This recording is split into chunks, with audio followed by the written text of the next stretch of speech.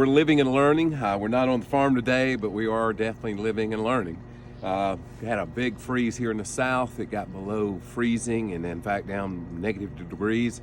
And what we discovered was our house, as far as the heating, is just not prepared for really sub-freezing temperatures, because you have a condensation line, and when that thing drains out, everything's good, but when it freezes, it makes your unit shut off. So what we're trying to do is trying to get heat to unthaw the drainage pipe here, and then we're going to show you the condensation line. We've already put some wrapping around it, but as you can see, it's quite exposed. So we're living and learning, praising God always, out.